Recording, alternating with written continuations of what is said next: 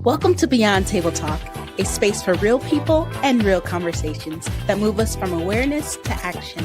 Each episode dives deep into the issues that impact our daily lives, financially, emotionally, and socially, with real talk from real people. We're so glad you've joined us, and we've got a powerful conversation ahead.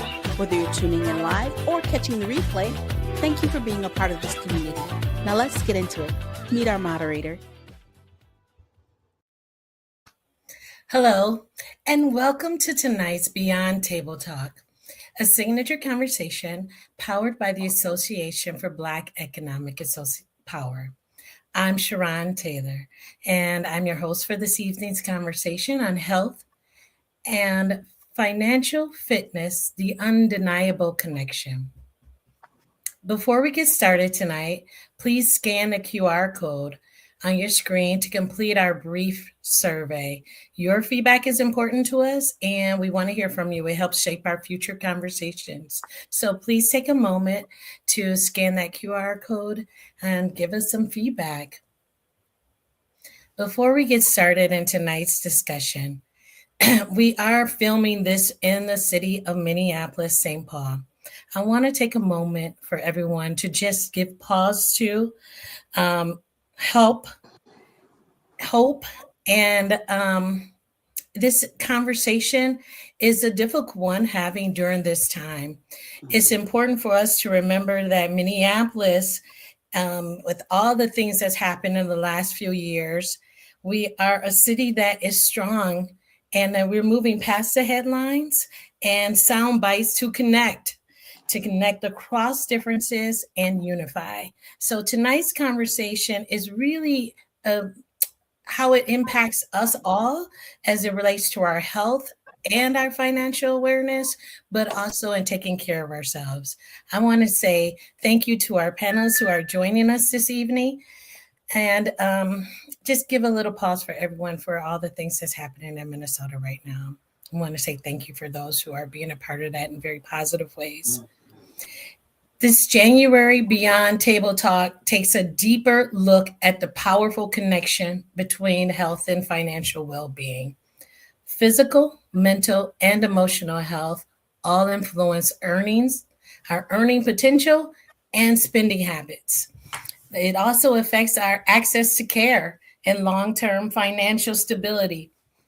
During this time, financial stress is just as important as health stress and where they intersect. So we want to talk about financial stress and how it can be serious barriers to maintaining good health. Tonight's conversation is about how these two areas in everyday life, why these connections matter to you, and what practical strategies can support healthier outcomes and stronger financial stability for individuals, families, and communities. I am joined today by two professionals whose work sits directly at the intersection of health and financial stability.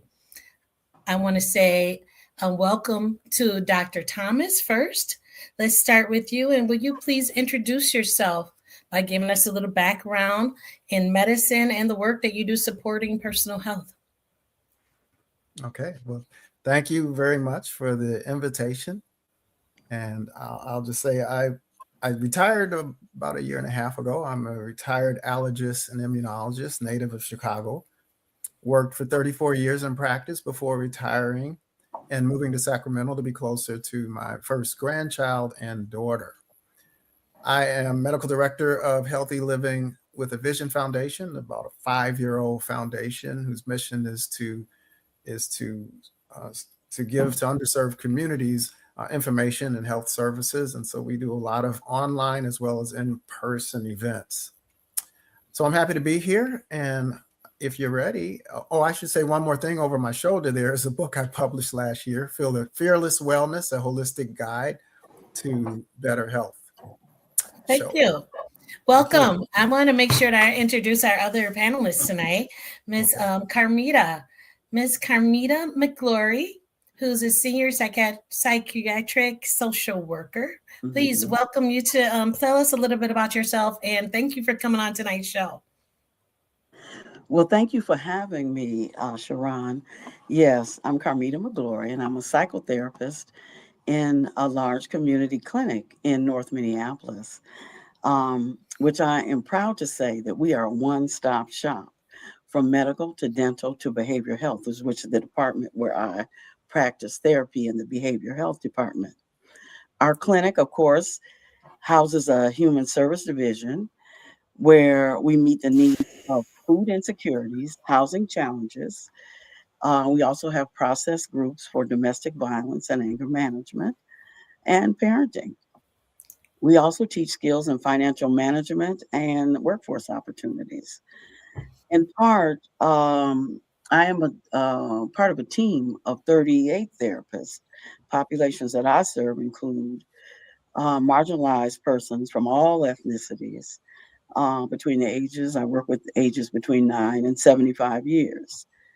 And many of these clients that I serve have been diagnosed with emotional and mental health issues. Welcome, welcome, welcome, welcome.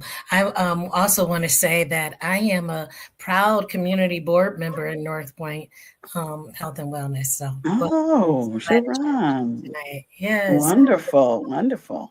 In addition to the work that I do at ABEP, of course. Okay. Hey, I love it. So, Yes. so glad to have you here tonight. So, Dr. Thompson, I know you were ready to roll. You were getting ready. And you were on one of our previous shows. So, welcome back. And back by popular demand, where people were asking, can we dive a little deeper into that conversation? So, I'm glad that you're here to do that for us. I want to note that the work that Dr. Thompson is going to talk about for tonight's show is only a guide. So, I want to also say that people will take your information and your presentation, and at the end, we'll have some things to follow up with for them to contact you if they need to do that. So, you have prepared a visual that helps us understand why the connection between health and financial stability isn't accidental. It isn't accidental, and why this topic matters so deeply to the conversation we're having tonight. Dr. Thompson, you may have the mic, please. Thank you. I want to start by stepping back and briefly framing why health and wealth disparities exist in this country, how they developed, why they persist, and why they remain so relevant today. I'll reference some national trends and realize these are not abstract. They show up every day in communities, like in Minneapolis, in neighborhoods across the country, and in the lives of people we know. And in places like Minneapolis, these disparities are not only measured in charts and graphs, they are enforced through power. Recent federal actions there, include deadly ice shootings and the effective federal takeover of parts of the city, have raised grave concerns about accountability, as also civil rights and the disproportionate use of force in communities of color, while local authorities have been restricted from fully investigating. This kind of state-sponsored trauma compounds fear, stress, and mistrust, all of which directly worsen health outcomes. When you examine the data, the disparities are striking. On average, Black Americans die about 5 to 6 years earlier than white Americans. Infant mortality rates in Black communities are nearly double. Conditions like diabetes, high blood pressure, and heart disease occur more often and take a heavier toll in Black communities. These outcomes don't exist in isolation. They sit on top of a profound wealth gap. White households today hold roughly 6 to 8 times the wealth of Black households. And wealth shapes opportunity. It impacts where people live, what food they can access, the quality of schools their children attend, and whether healthcare is preventive or reactive. Without financial stability, families are more likely to live in under-resourced environments that quietly but consistently undermine the health. This gap didn't happen by accident. After slavery, many Black families were forced into sharecropping, and that promise of 40 acres and a mule never happened. At the same time, policies like the Homestead Act of 1862 enabled land ownership and wealth building for millions of white families, while Black families were largely excluded. Jim Crow laws and redlining later restricted housing, credit, loans, and generational wealth, compounding disadvantages over time. The 1960s brought real progress through civil and voting rights legislation, but integration was often followed by white flight.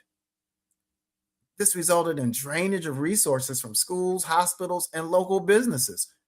And while laws changed, unequal school funding, housing segregation, and healthcare access remained. More recently, voting restrictions and the erasure of Black history remind us that equity is still being contested. Today, the link between wealth and health is undeniable. Financial stability affects access to nutritious food, safe housing, education, and health care. Many Black communities also face environmental injustices, living closer to industrial pollution, like animal factory farms and other hazards. When you add to that the chronic stress of racism and inequality, you have a higher disease risk and accelerated aging. That's why health conversations can't stop at clinics and hospitals.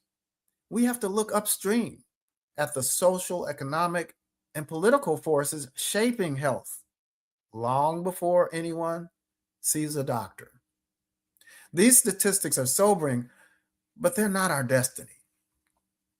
Disparities are the result of systems and policies, which means they can be changed.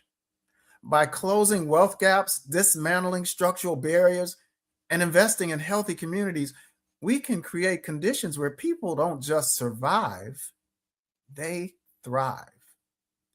At Healthy Living with a Vision Foundation, this is the work we're committed to advancing.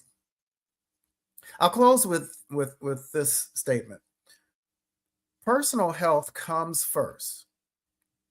When survival is at stake, wealth becomes secondary.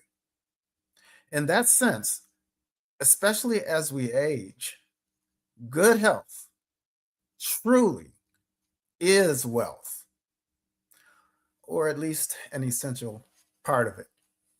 Thank you.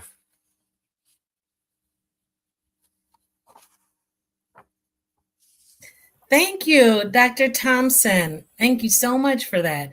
I love the visual. It really drives it home for me. And that information is so pertinent to the time that we're in right now. I want to say thank you again for that.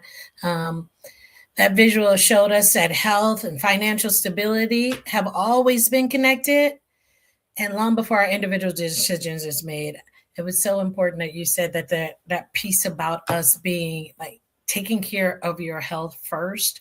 So it goes into that, put your own mask on. You hear that saying happening in when you're on an airplane, put your mask on first so you can breathe in order to help others. And then in addition to that, making sure that financial, especially during this time that we're in this season. This is exactly why tonight's conversation matters.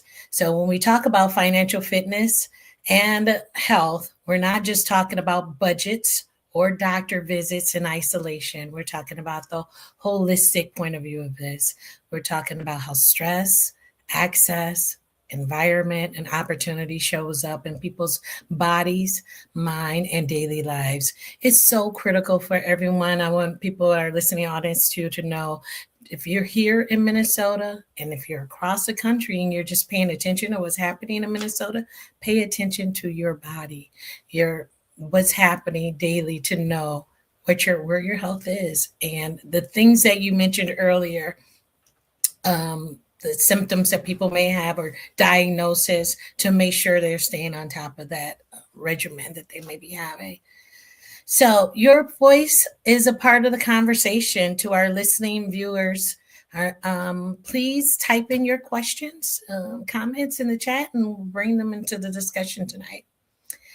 Before we carry on, I wanted to say, Dr. Thompson, when someone is experiencing ongoing financial stress, like difficulty with paying bills, or unstable income right now, they may not be able to go to work, or maybe it's a medical debt. What physical health changes do you most commonly see that shows up like first in the body? What are things that people might be looking for? That's a great question. Well, it's important to understand that the body doesn't wait politely for stress to resolve. It reacts immediately. Hmm. The earliest and most common changes include sleep disruption, trouble falling asleep or staying asleep, headaches, neck and back tension, digestive symptoms. You may have more reflux, bloating, constipation, or diarrhea. Hmm. May have a rise in your blood pressure, often subtle at first. And you may experience fatigue, low mood, low motivation, even when lab tests are still normal. These are early warning signs that the nervous system is stuck in a constant stress response, even if people don't yet label it as financial stress. Mm-hmm. Thank you for that. Some real things, key things to watch out for right now. What, like you said, it doesn't just happen one day. Listen to those subtle moments. If you don't typically have headaches, you probably shouldn't have a headache. And if you do, check your blood pressure, those other things. That's a great reminder to us all, to, instead of people will keep pushing right through it. Ms. Carmita McGlory, what's Mhm. your reaction to the information from your expertise from a mental health perspective? How do you see those same physical stress responses affecting emotional regulation, like I people's mood or a person's sense of safety? always, and I want to thank Dr. Thompson for the way that he laid out all of the things in terms of the body reaction. But Mhm. the brain is the epicenter for how the body reacts. So oftentimes people thinking patterns goes to a very negative perspective. Sometimes their voices change that we call slow speech, psychomotor retardation. They just cannot pull together their words for conversation. There's also challenges with how they are manifesting their breathing. Just as doctor stated, that when there's all these physical things that are happening in your body as a result of stress, it's been my experience that people slow way down in their thinking and their response to people, or they become very hyperactive and aggressive and frustrated. And the body keeps score of all of these things, this muscle tension, their inability to share what their problems are or to talk about the real frustrations and stress that financial inabilities and challenges present to them. Mhm. Mhm. Absolutely. The body keeps score. Hmm. Wow. So, one way or the other, you're going to know, you're going to feel it. Yeah, It's that's if you're definitely paying true. attention to it. And then you're saying the brain is a catapult for this whole thing happening, huh? I see you both nodding on that. During these times where people are feeling like angry or helplessness, um, that feeling may be really high at this time. For people, especially who want to help, who want to get out, want to do something, or those who are out there in the streets doing that in Hmm. various cities, not just Minneapolis, but in support of the things that are happening here in Minnesota.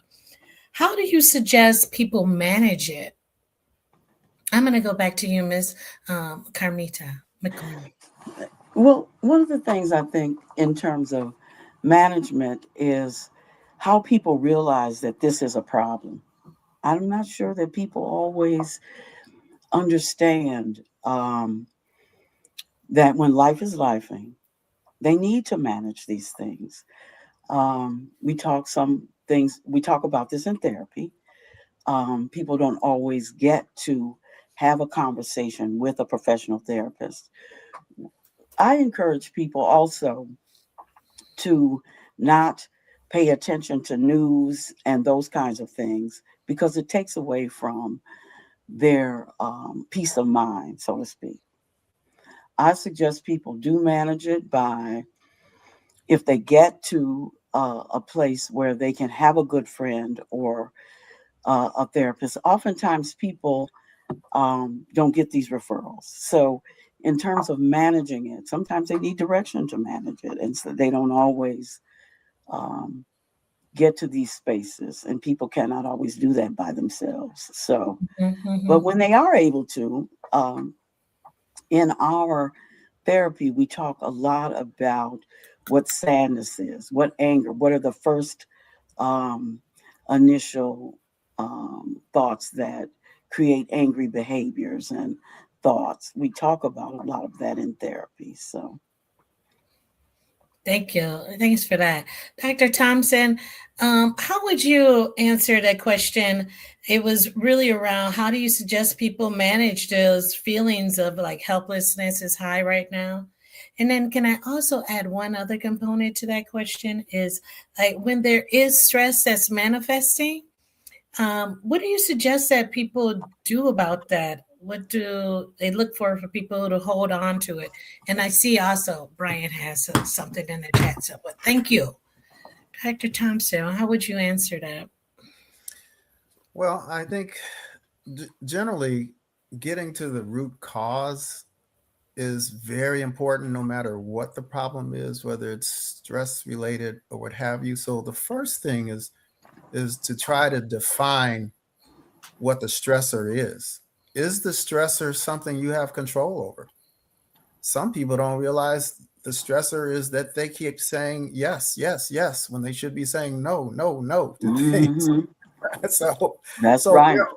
yeah, so really figuring out what's the low hanging fruit here, and trying to define or try to delineate what the source of your stress is. Now, there are some stresses we don't have control over. And so that in that sense, we need to prepare our minds and bodies to handle stress better. And that's where my foundation and my own mission comes in making healthy food choices and making sure you have proper rest. A number of things that we'll probably expand on further. The second part of your question was what, Sharon? Well, I want to touch on now that you brought up the food, and I see your book behind you. Okay. Feeling the name of it, Fearless. Fearless Wellness. Yes. And you brought up food. How does food impact your stress? How would you say that? Is a very significant way food impacts stress. It could be in a positive way and it could be in a negative way. Mm-hmm. If you are eating food that raises your blood pressure, a lot of fast food, highly processed food, sugary food, fatty food, your body's not going to handle stress nearly as well as it potentially can. What? Billions of dollars have gone into the research of the gut microbiome. This is the bacteria and yeast and various organisms that live in our gut symbiotically, meaning we feed them and they reward us if we feed them the healthy things. And it's not limited to just physical things. We're talking about hormone balance. We're talking about cardiovascular risk. We're talking about cancer risk. We're talking about how your body handles stress. So eating healthy is very important to counteract these things. And if you're eating unhealthy, then you're going to have worse time handling stress. Your immune system isn't going to protect you as well. 70% of your immune system resides in the gut. 90+% of serotonin, that feel-good hormone, comes from the gut. When people say they have a gut feeling or something, it's true. That's true. Amita mentioned the brain. the intestines speaks directly to the brain. Mhm. Yeah. So is that tale about comfort food not really comforting? It can be emotionally comforting, but it may be physiologically detrimental depending on what it is. That's Mhm. absolutely true. Okay.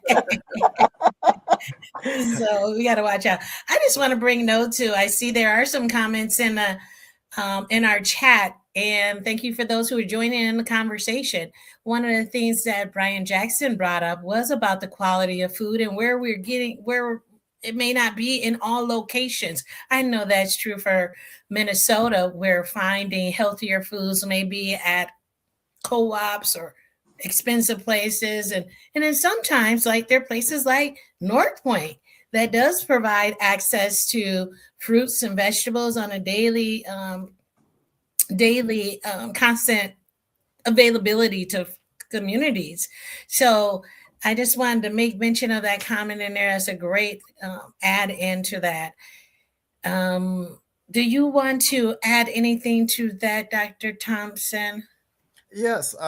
First of all, it's a matter of knowledge and awareness and how to negotiate that issue where we know fast food, unhealthy food is so accessible.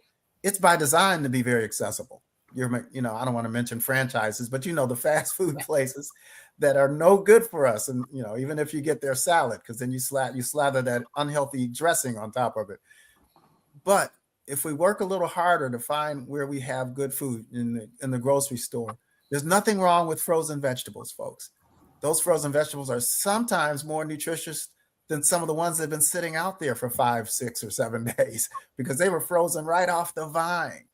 So Mhm. there's dried goods. Beans you can eat for pennies. There's about 12 different beans out there. What do you like? Black beans, chickpeas, black eyed peas. As long as you don't put that pork fat in with it, you're golden. You're doing So good. Yes, you're doing very really, well. yeah, Yes. it's the know-how. Fruit that's in season tends to be less expensive. Yeah. And so there are ways, if you know those angles, to eat for like $5 to $10 a day or less. It's just a matter of figuring that out.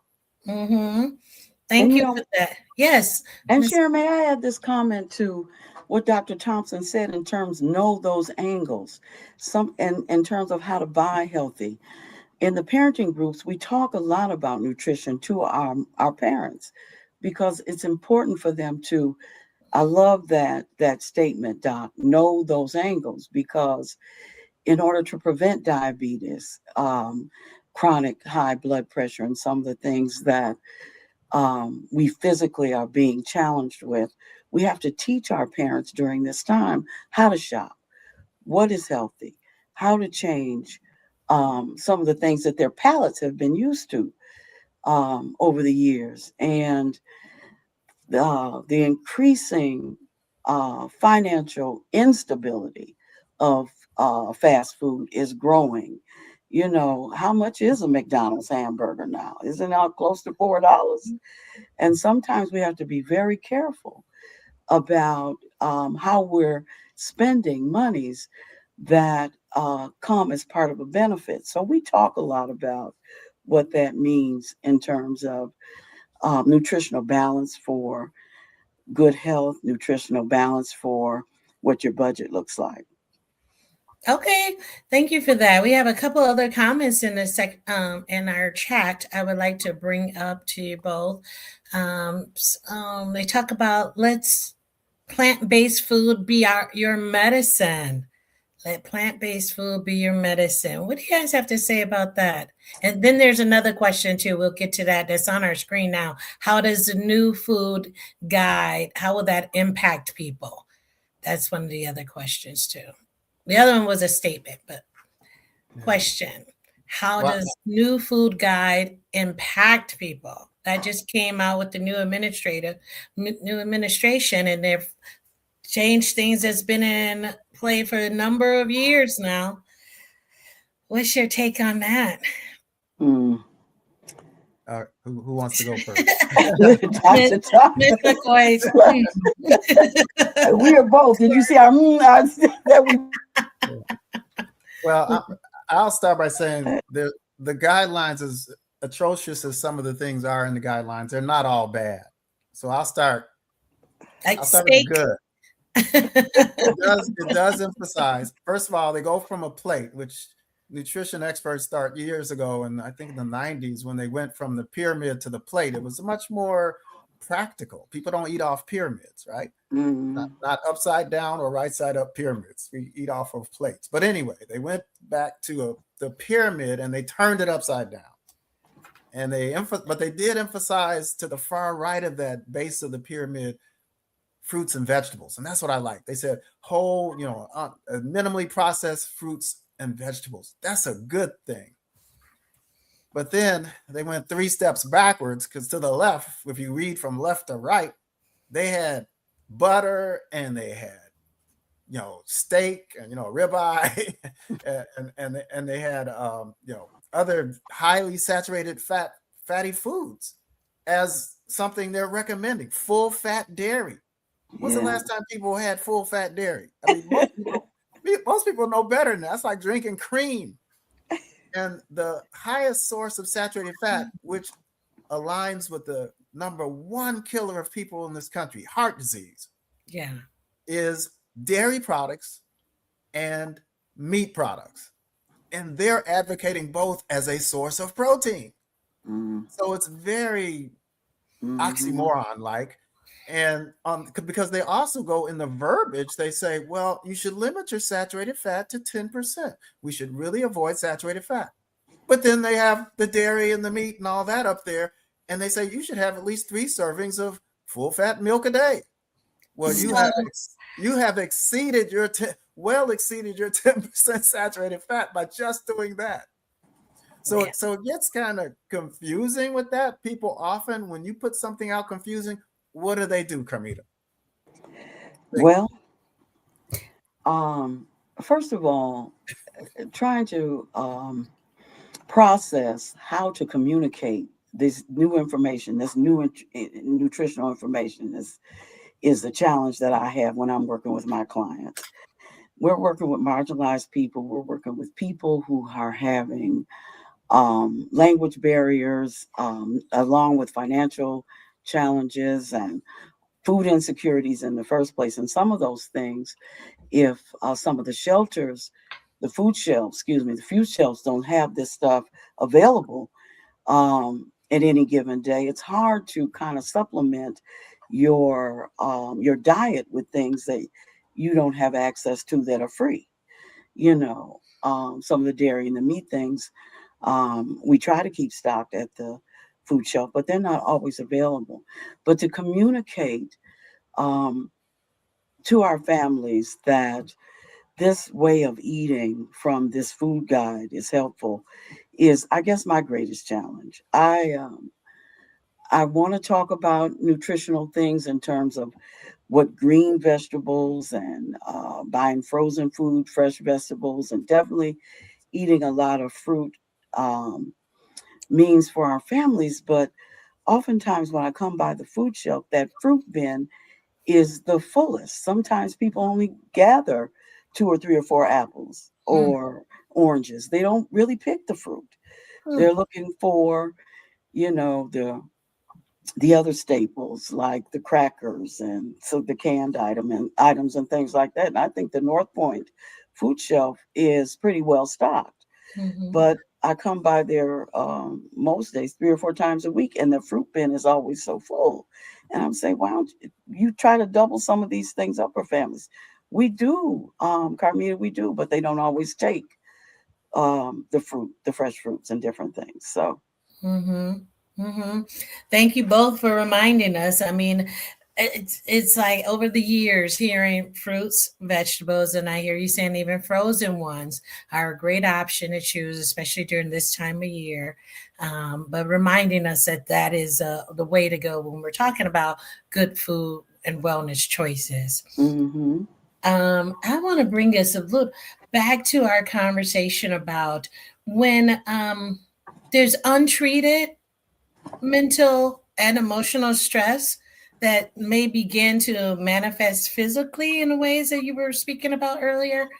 how can that affect your long-term health and medical outcomes? Dr. Thompson, and then Ms. McClory. So how does it affect us long term? Well, it potentially has a very negative effect long term Mm. because what's happening is, I mean, we're talking about chronic financial stress keeps, and other forms of stress can keep the body in a fight or flight mode. Now, many of you have probably heard that term before, but when we're in fight or flight mode, that's like when, say, all of a sudden some rabid dog is chasing you. You know, you have this shot of the adrenaline goes up, and there are various other hormones that make you ready to either stand your ground in battle or dash. And so our body's prepared to do that, and our muscles and everything kind of adjusts within seconds to do that. But that's okay. That can be life saving. But when you're in that mode with high cortisol, that hormone cortisol that comes from the adrenal gland, and with those epinephrine and those other hormones that for fight flight, when they're constantly elevated, that means your blood pressure, your heart rate, your digestive system is impacted, your gut microbiome is impacted, you don't sleep as well. You know, so those things over time can put extra pressure on your heart, so you're more susceptible for heart disease. It puts pressure on your immune system. As I mentioned, 70% of it is in your gut. When your immune system starts to be impacted by this kind of stress, you become more susceptible to infections. Some people wonder why they get sick and, you know, they're stressed because their immune system is directly affected by this stress. And guess what? Your immune system is a surveillance system to keep you from getting cancer. So this is why you also become more susceptible to colon cancer and breast cancer and prostate cancer and various other cancers. So it's all interconnected. You suppress infection, you suppress your immune function, it can work back against you. So people don't feel like their money worries are causing their hypertension or autoimmune flare, but biologically, the link is very well. The link is very real. You were going to add to that, Ms. McClory? Your brain is always on alert when stress is present, especially if there is financial distress. You don't have enough money to manage your day-to-day life, your bills, those kinds of things. Some of the challenges with this is anger moments are more present. You know, the possibility to think that somebody is trying to what is the word I'm looking for? Just uh, pick on you, or you're always on for somebody to do you wrong or something like that. And just as Doc said, the challenges with your physical body, you can have stomach aches and headaches and those kinds of things that aggravate and agitate the way you think. The choices that you make when you're under this kind of stress about activities that may be antisocial. You know, we're talking about some of the young people that start becoming sellers of drugs or takers of drugs, has to do with a lot of how they're trying to calm their thoughts and are not necessarily understanding what other kinds of things they need to relieve that pressure, and don't really have adults in their lives that can mentor them around some of the stress that they're feeling. Yeah, so there's it's enormous, the long-term effects. It's enormous. And then people normalize a lot of this stress and create some of these behaviors and this negative thinking, and grow well into this behavior into their young adult and adulthood. So, are you seeing, you mentioned a number of things that I hear chronically within the Black community and other communities as well. You mentioned like high blood pressure, some of the other things that you spoke to that was related to that. Where did you say, how would you, can long-term stress also play a role in what I'm hearing a lot now from our elders, and some that number is really low, but dementia. Is that something that, because I hear that being spoken about in our community a lot recently? Mm.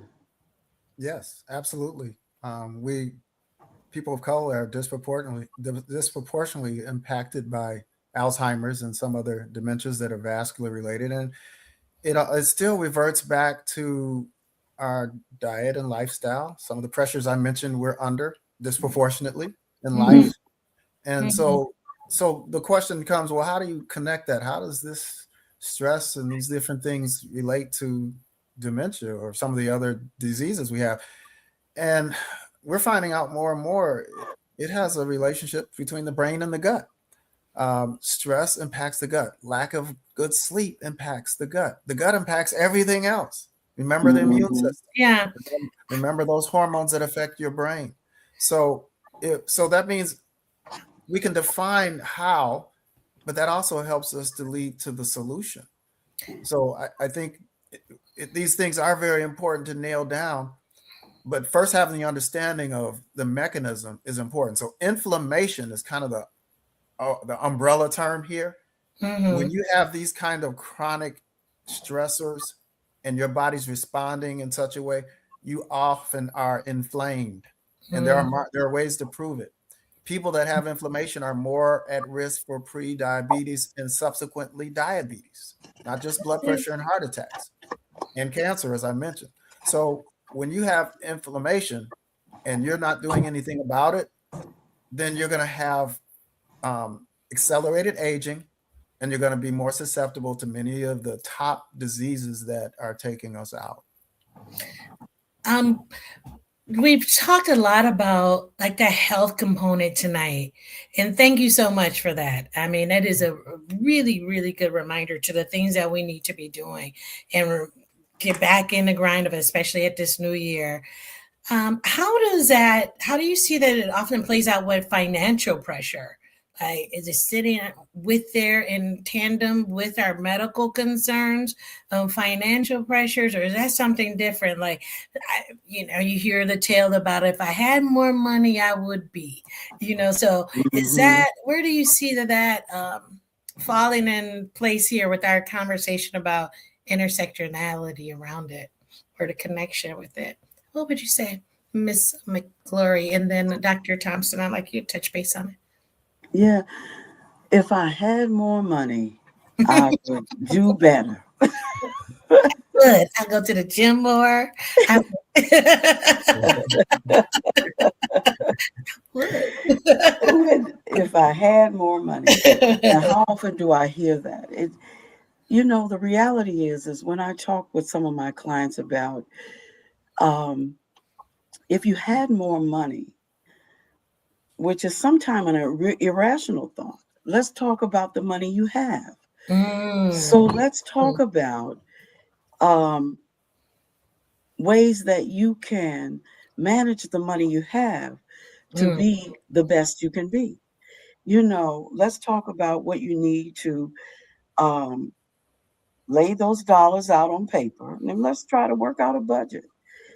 If you had more money, how would you see providing for the foundational things that you need, the things that you want, and how do you categorize what you use money for? I often talk about money as a Mm. tool for the things that that you need, that you want, and even in terms of entertainment, those kinds of things. How are you using the money that you have? And rationale. And some of my clients talk about, well, Miss Carmita, I have this opportunity and this ideal to make more money. That's fine too. But let's talk about um, this process and this plan in ways that will incorporate health, a good plan, a good budget, who you spend money on you, your family. We have to go over the things that are realities in the life of these people, um, if you know what I mean. Mm-hmm. Uh, yeah. So if you had more money, Mm. how well would you spend it? how healthy would you be with it? I think she's talking to you, Dr. Thompson. I was just sitting here taking it all in, and agreeing on 100%. Yes, absolutely. It gets to what the term financial literacy. Yes, We do have a problem with that, but it's a solvable problem. it is. And as Carmita kind of hit upon that, having people focus on how they use what they have. I think we talked about this the last segment last year about the money that subconsciously goes out for all these things you may be paying for, apps that you don't use, streaming you don't use. There's a lot of money. If you really look and see where your money's going, a lot of times it's you forget it's going automatically every month to some things that you're no longer using. Yeah. Not to mention how much we pay for some of these expensive phones and things like that. So there's generally a way to budget what you have so that you have more instead of so much outgoing. And I'm in full agreement with that. And I'd just like to add this too, Sharon. One of the reasons people, I think, get into a lot of stress because they are not good at filtering through the things they want and the things they need. And so in our community, there's a lot of predatory financing going on that triples the stress of some of our financial unhealthiness. And so in some of the clients that I work with, we talk about what it would mean to put away dollars to close out some of those kinds of accounts and to manage their thoughts and their choices in different ways that are more healthy for who they are and who they want to become. Yeah, absolutely. I encourage our viewers to look at some of our previous episodes too. We do dive deeper into, and that's all on our website, on AW website, into that idea of financial literacy.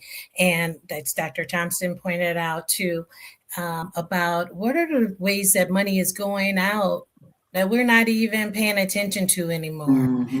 That membership that I said you should be probably going to more often, but they're taking their money every month anyway. They are. So you look up and it's 7 months, 2 years, 3, and it's that same, even at small amounts where it might seem small at one point, but can make a huge difference when added up together. So thank you guys for reminding us of that there is that physical health, then there's that mental health, and then our financial habits that are all working together. Thank you for bringing that up. So I want to encourage our audience to please take a look at our archives that we have on our website too, to dive deeper into those conversations, and we will be doing more of that as well. So thank you for continuously joining us in the chat. We see you and appreciate that, but we're talking about that. Someone put in a chat about psychological buying and then said, ouch. You were speaking about that, Miss McGlory, about that psychological buying. Yes. I mean, it made me feel good in a moment, right? They call that retail therapy. That retail therapy is not something that we suggest as a good intervention. Right. Say it one more time. One more time. That is not we do not suggest that.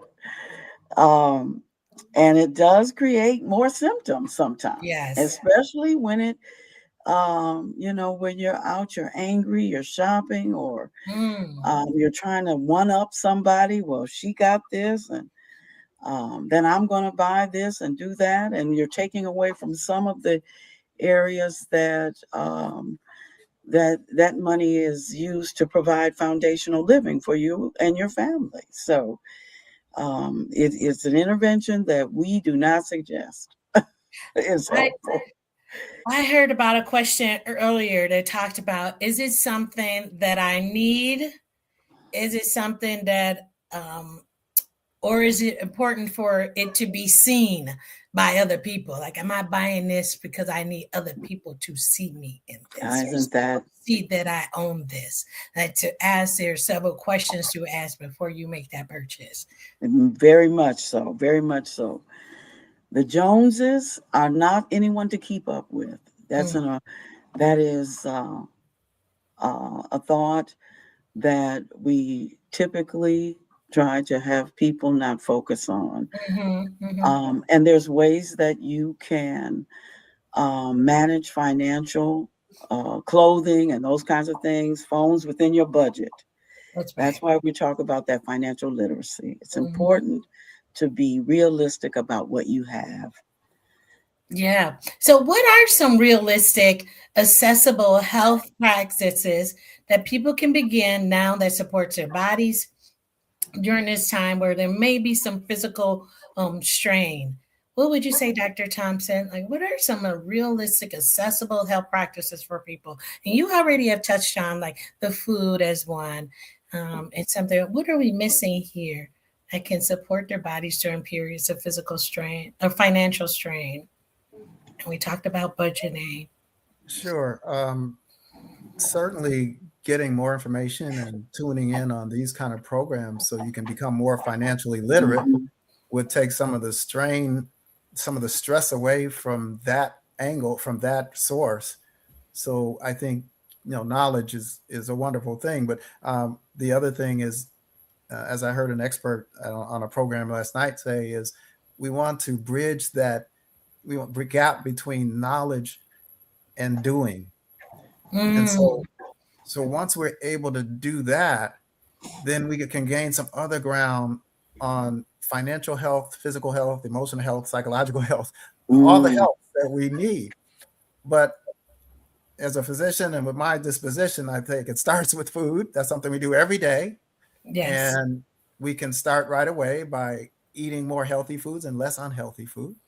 Most fast foods are full of salt, fat, and sugar. But if we go away from that, there's certain what we call non-nutritional, or rather non-food nutrition, and that's exercise. Exercise helps relieve stress. Exercise helps preserve the brain and the gut, in addition to the muscles and bones. So now when we say exercise, sometimes people automatically think of some insane workout or belonging to a gym. Right. Let's keep it simple. A 20 to 30 minute walk. Thank you. Right, right. All right. Let's say it's 5 days ago. It's 10 below outside. Walk inside. Do some running. Do some marching in place. You can do things with your arms. You can do things in a chair. Yes. Movement. So exercise is crucial. Thank you. Okay. And then rest. Examine your quality sleep. About 10 different hygiene steps to improve your duration and quality of sleep. Right. Lessening stress. There may be yoga for you. There's online things. You don't have to pay a yoga master a bunch of money. You can go online on YouTube and get into yoga or meditation, mindfulness. So these are things we can do. Socialize. That's an important part too. Laughter helps your heart and blood vessels. Believe it or not. Looking at something, if we look at the media all day about what's going on around us and in this world, that ain't making us laugh, right? No. So in no way, shape, or form. Plan some laughter in it, and laughing with somebody, with family or friends, even more healthy. Ms. McGlory, you mentioned early on in the show about walking away from some of the media that's happening. And in this time in Minnesota, where so much is happening, quite often, it's not accidental that Dr. Thompson closes us out with that same reminder that you started us off with, to say, sometimes you might need to take a break. At one point, Dr. Thompson, you said there are periods where you need to just flat out say no. Instead of going down that rabbit hole around who's such and such and where and da, come on this platform or other platforms, I hear you saying, that would gain some knowledge. That's a healthier means. I want to note for our viewers, that the question, and I'm going to ask you this too, Ms. McGlory, what is one healthy or financial habit you want to strengthen this year? I'm asking the viewers too to join in on this question. Please drop your ideas in the chat. But what's one of the things that you would recommend or save maybe for yourself personally? What is one health or financial habit that you want to strengthen this year? Ms. McClory? One healthy habit, thank you, Sharon. One healthy habit that I would encourage people to strengthen is your positive self talk. You are important, you're valuable, and you're lovable.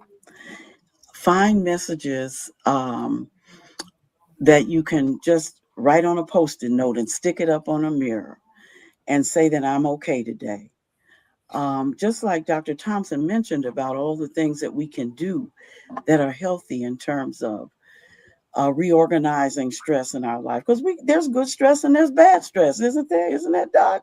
Life is stressful, but there's ways that you can increase how you manifest your good stress and how you talk to yourself, how you put notes up, how you journal. I didn't say spell well in your journal. Make notes in your journal to encourage yourself. Music, oh my goodness, music is a wonderful way to readjust your thoughts and your mood.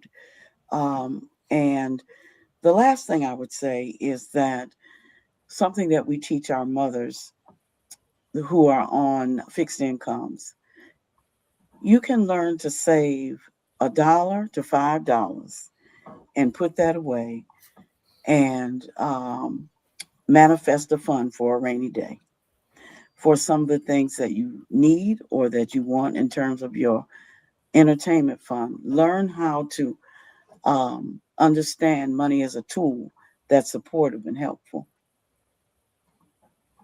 Okay. So is that before we close out, it's tradition around here that I will ask you, like, what's the one thing you want to leave our viewers with or thoughts to leave it? Is that the one clear, practical step? Because that question was around strengthening for the year, but Yes. was that something different that you would say that you want them to take with them tonight from this conversation? To remain hopeful. That's what I want them to be. I want them to remain hopeful. This too will pass. Thank you so much. And you did give a lot of tips in there too about other things to do. Dr. Thompson, the one clear practical step that you want people to take this week to support both their health and financial well-being. Remain hopeful. And what's the other one? Get fearless. Mm-hmm. I would say get fearless. That Fearless, the name of the book I published, which proceeds currently are going to our charitable foundation, Healthy Living with a Vision. I hope you don't mind the shameless plug, healthylivingwithavision.org. We are in the middle of a 28-day kickstart to plant-based eating that people can still register for. If their question is, well, how do I do? Where do I start? What can I do? We have a cardiologist that's going to join us in giving a short presentation with question and answer next Tuesday. And then I'll be wrapping up with a summation the following Tuesday.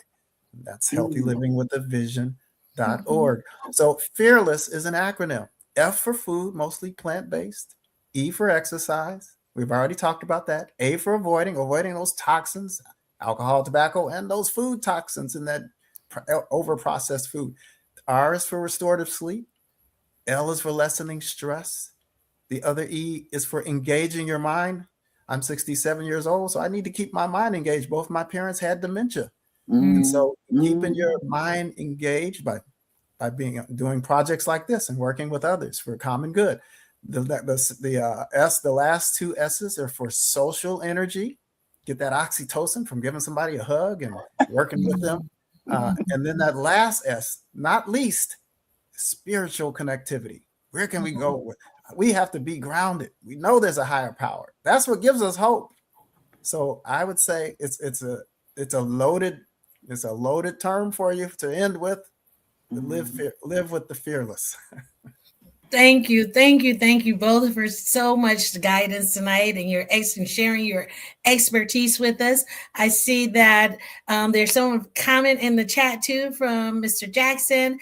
Thank you for joining us, everyone that was online with us in our various platforms, and we wish you all well, health and wellness, and stay up on your financial literacy. Have a good night, everyone. Thank you. Thank you. Thank Thank you for joining us for another episode of Beyond Table Talk. We truly appreciate you, our viewers, and we want to give a special thanks to our moderators and panelists for sharing their wisdom tonight. You can check out their bios to learn more and their contact information. We also want to thank our sponsors who make these conversations possible. And we encourage you to stay connected. Follow us on social media, engage with the conversation, and share with your community. If you'd like to sponsor an episode or get involved, we'd love to have you to be a part of this journey. Scan the QR code. We take this moment to thank our incredible team that brings this program to life. Before you head out, please take a moment to fill out the post-checkout form. Your feedback really matters.